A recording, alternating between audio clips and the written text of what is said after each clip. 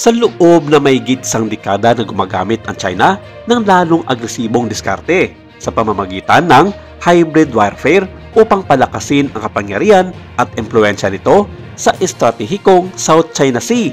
Ang pagkontra dito ay isa sa mga tiyak na hamon para sa papasok na administrasyon ni US President-elect Donald Trump. Ang pangarap ng Chinese President na si Xi Jinping para sa China sa pandaigdigang preeminence ay nakadepende ng malaki sa pagkamit ng dominasyon sa South China Sea at pagtatapos sa primacy ng Amerika sa Indo-Pacific region, isang umuusbong na global economic at geopolitical hub. At ang China ay hindi nagkatubiling gumamit ng mga mapuwersang taktika sa pagkamkam ng mga bahura at karagatan na pag-aari ng magkakapitbahay sa ASEAN na may karapatan sa legal na batas na 200 nautical miles exclusive economic zone. Sa nakalipas na mga taon, ang mga sasakyang pandagat na kabilang sa mga bansa na ang teritorial na pag-aangkin ay binabaliwala ng China tulad na lamang ng Pilipinas, ng Indonesia, Malaysia at Vietnam ay naharap sa mga blockade, pagrampa, pag-atake ng water cannon at kahit na mga pag-atake ng mga bladed weapon ng mga sasakyang pandagat ng China. Ang mga offshore energy operations na malayo sa pampang ay nagtitiis ng madalas na panliligalig. Ang simpleng pangingisda sa katubigan na tinatawag ng China na sarili nitong karagatan ay maaaring magantad sa mga puwersa nila sa isang pag-atake ng China gamit ang mga tubo na bakal. Ang ganitong mga marahas na konfrontasyon ay nagpapataas ng mga tensyon sa rehiyon at nagpapahina sa katatagan sa isang malagang koridor na nag-uugnay sa karagatang Pasipiko at ng Indian Ocean. Maaaring inaasahan naman nakararami, lalong-lalo na ng mga Pilipino na gagawa ng aksyon ng Estados Unidos upang pigilan ang pag-uugali ng China, lalo na dahil sa kasunduan sa Mutual Defense Treaty nito sa Pilipinas.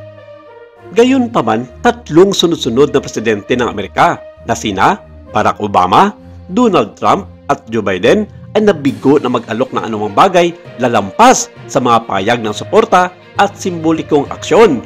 Noong 2012, pinahintulutan ni Obama ang walang habas na pang-aagaw ng China sa pinagtatalo ng Scarborough Shoal mula sa Pilipinas na hindi naparusahan ang mga Chino dito.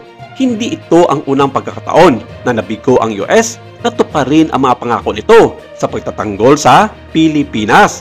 Noong 1995, pumiling ang Pilipinas ng tulong mula sa US na harangin ang mga puwersang Chino sa pagkuha ng Mischief Reef, 129 nautical miles lamang mula sa isla ng Palawan ng Pilipinas.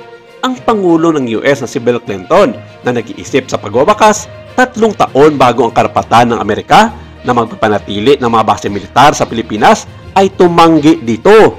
Ang Mischief Reef ay isa sa ngayon sa mga mahalagang base militar ng bansang China. Ang mas maraming nakamkam na mga karagatan ng China ay nagbigay daan sa mga ito para maging mas matapang at lalong naging agresibo sa patuloy na pananakop ng mga karagatan sa West Philippine Sea.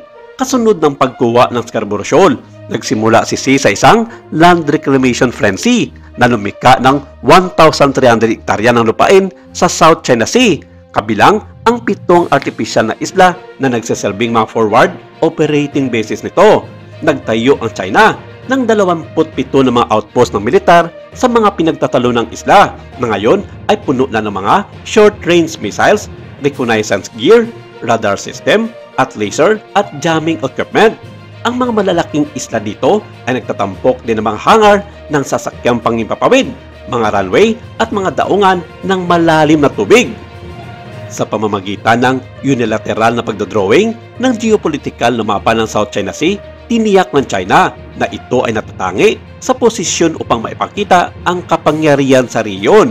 Pero maraming mga Amerikano ang naniniwala na tila magkakaroon ng malaking sigalot at konfrontasyon sa pamamagitan ng China at US sa ilalim ng administrasyong Donald Trump dahil sinabi nitong huli na mayroon pa siyang unfinished business sa China.